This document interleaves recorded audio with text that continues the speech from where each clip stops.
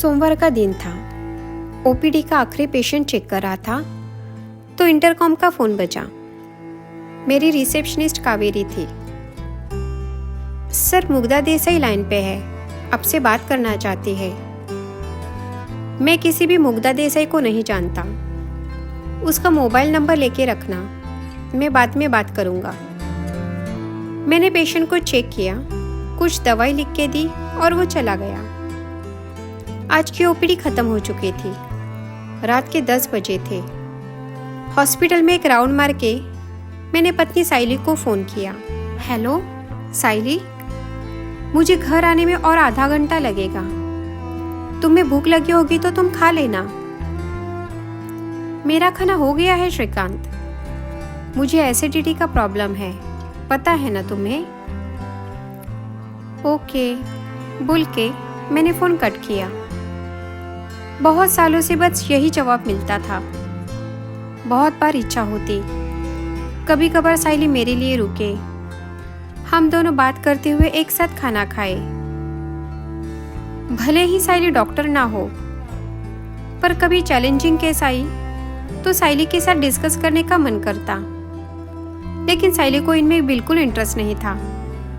उसके पापा थे, तब तक उनसे बातें होती थी, उनसे बहुत कुछ सीखने मिलता।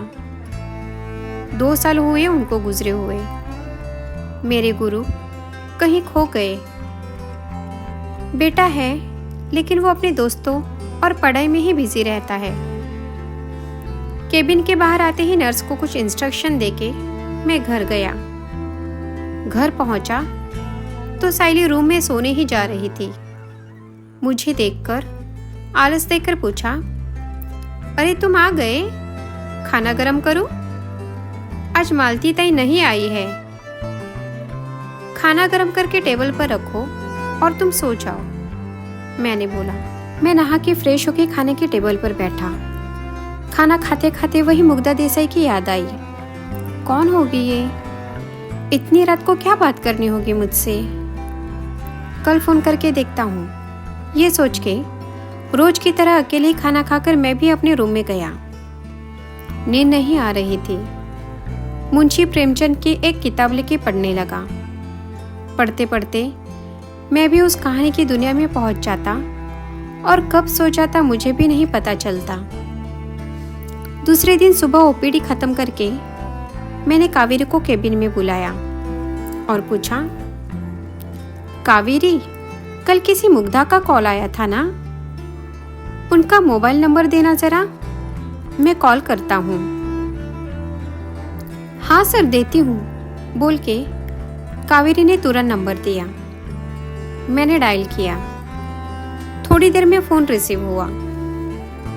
सॉरी डॉक्टर, थोड़ा टाइम लगा फ़ोन उठाने में। It's okay. आपने कॉल किया था कल, कुछ काम था? यस, मैं एसआर कॉलेज की प्रिंसिपल बात कर रही हूँ। हमारे कॉलेज के एनुअल फंक्शन में चीफ गेस्ट के लिए आपको आमंत्रित करना था। आप फ्री रहेंगे तो? ये महीने के 22 तारीख को है फंक्शन। इतनी सुंदर और मीठी आवाज, जानी पहचानी सी लग रही थी, लेकिन कहाँ? मैं याद करने की कोशिश कर रहा था। उतने में, hello doctor. Oh I am sorry, मैं चेक करके आपको कंफर्म करता हूँ। मेरी रिसेप्शनिस्ट आपको फ़ोन करेंगी। ओके डॉक्टर, लेकिन प्लीज़ आप 1-2 दिन में बताएंगे तो अच्छा होगा, क्योंकि आपने मना किया तो मुझे किसी और को बुलाना पड़ेगा। After all you are busy person. Yes, मैं आपको जल्दी बताऊंगा। मैंने फ़ोन रख दिया।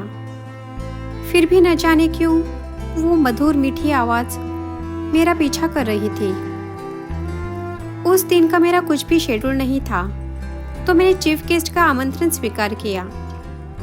जब भी मैं किसी प्रोग्राम में जाता, मुझे 2 शब्द बोलने के लिए कहते। मुझे आदत हो गई थी इन सब की। ड्राइवर ने गाड़ी पार्क की और मैं कॉलेज की तरफ चला। प्रवेश द्वार पर ही मुझे फूलों का गुलदस्ता दिया गया और बोला, वेलकम डॉक्टर। मैंने सामने देखा, वही मीठी मधुर आवाज, होठों के ऊपर काला तिल, गोरा रंग, घुंघराले बाल, चेहरे पर एक अनोखा तेज और भरपूर आत्मविश्वास। कॉटन के हल्के नीले रंग के साड़ी में उसका रूप और निखर रहा था। रूपाली, तुम? मैंने अचंभित होकर पूछा। डॉक्टर, हम प्रोग्राम के बाद बात करें? अभी फंक्शन स्टार्ट होने ही वाला है। आप प्लीज यहाँ पे बैठ जाइए, तब तक मैं आपके लिए कॉफी भेजती हूँ। रूपाली ने मुझे हॉल में बिठाते हुए बोला। फंक्शन की तैयारी में हो रही उसकी जल्दबाजी और आसपास मंडराती हुई जूनियर स्टाफ और स्टूडेंट्स को देखकर मुझे उसका अभिमान लगने लगा और सोचने लगा, क्या ये वही लड़की है? साधारण बुद्धिमत्ता वाली, आत्मविश्वास की कमी और हमेशा सबके पीछे रहने वाली, बात बात पे चुपके से रोने वाली रूपाली। मैं बहुत पीछे भूतकाल में गया और पुराने दिन याद करने लगा। रूपाली मेरे दोस्त की पड़ोसन। जब भी मैं मेरे दोस्त के घर जाता, हम सब बच्चे इकट्ठा होकर खूब खेलते। रूपाली हमेशा हार जाती और रोने लगती। उसका रोता हुआ चेहरा देख के हम बच्चे उसको और चिढ़ाते। रूपाली मेरे ही उम्र की थी, बहुत डरपोक थी और हमेशा पीछे ही रहती। उसमें आत्मविश्वास की कमी थी, लेकिन उसका आवाज बहुत मीठा था, इतना कि जब भी वो बात करने लगे तो ऐसा लगता बस सुनता ही जाऊं। जब हम बड़े हुए तो मैं उससे आकर्षित होने लगा। उसकी सारी बात अच्छी लगने लगी।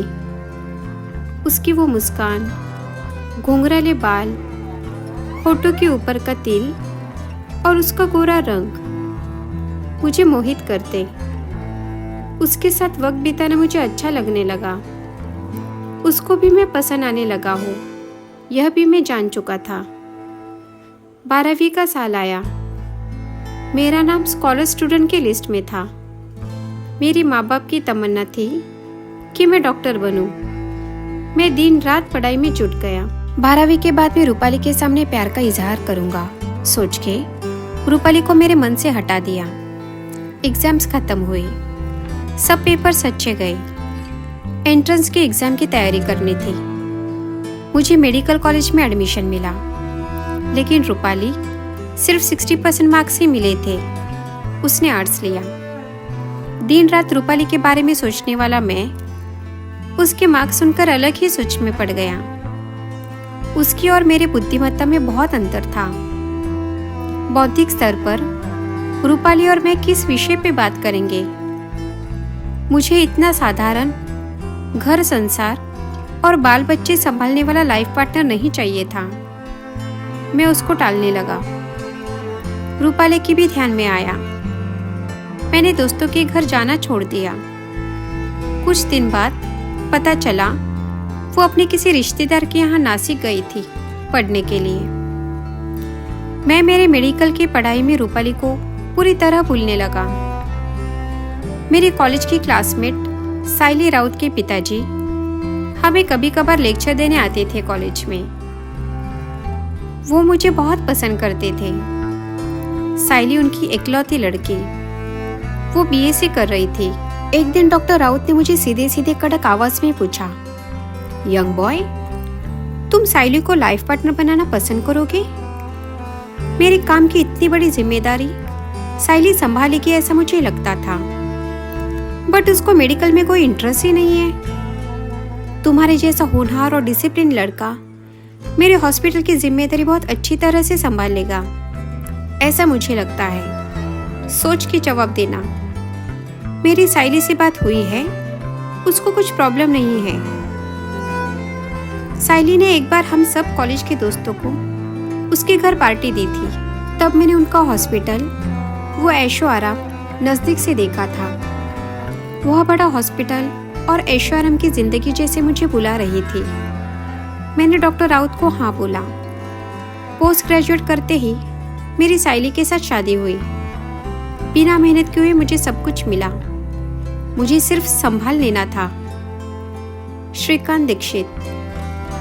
हॉस्पिटल के बाहर मेरे नाम की प्लेट देखते ही ऐसा लगा जैसे पूरी दुनिया मेरी मुट्ठी में हो। साल बीत गए। साइली के साथ शादी करके भी बौद्धिक स्तर पर हमारा कोई डिस्कशन नहीं होता था। बीएससी होते हुए भी उसने अपना कोई करियर नहीं बनाया। हमेशा शॉपिंग, किटी पार्टी और पार्लर में ही बिजी रहती। बहुत बार मुझे ऐसा लगता वो जैसे मुझ पे उपकार किया है ऐसा जता रही है, क्योंकि उसके पिताजी की वजह से ये सब मुझे मिला था। जिस चीज़ के लिए मैंने रूपाली से दूरियां बनाई, वही मानसिक समाधान मुझे नहीं मिल रहा था। डॉक्टर, फंक्शन का टाइम हुआ है, आप आ रहे हैं ना? उसकी मीठी आवाज़ से मैं अपने ख्यालों से बाहर आया। फंक्शन में मेरा बहुत आदर सत्कार हुआ। रूपाली मेरे बारे में बहुत कुछ बड़े अभिमान से बता रही थी।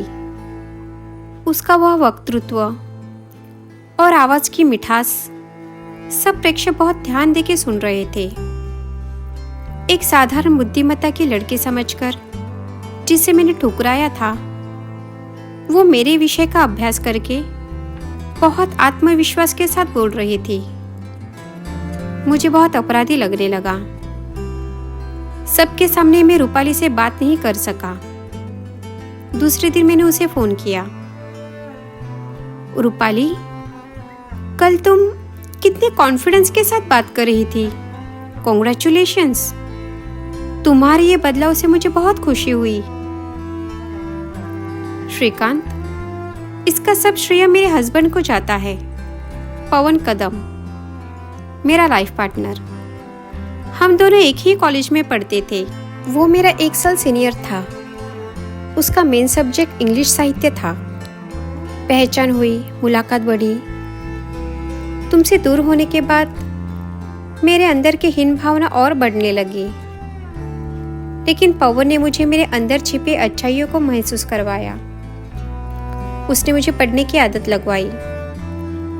मुझे पढ़ने के लिए हिंदी इंग्लिश की किताबें दी। मुझे एमए एमफिल करने को कहा और इस तरह से मैं एक तितली बन गई।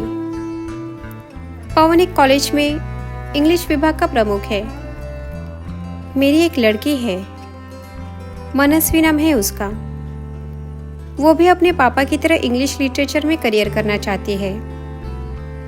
तुम्हारे बारे में मुझे तुम्हारे दोस्त से पता चला था। तुम एक फेमस डॉक्टर बन गए हो, ये भी मालूम पड़ा था। आना कभी घर, पवन और मनस्वी से पहचान होगी। बाय, फोन रखती हूँ, थोड़ी जल्दी में हूँ। रूपाली ने मेरे पूछताछ किए बगैर ही फोन कट किया। लेकिन मैं क्यों इतनी उम्मीद लगा रहा हूँ? पल भर ये धन संपत्ति, ये हॉस्पिटल, सब खोखला लगने लगा।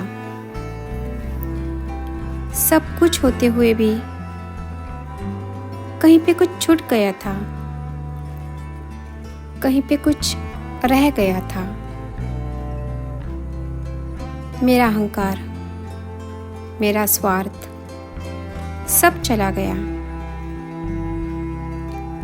रूपाली, मुझसे गलती हुई, मुझे माफ कर देना।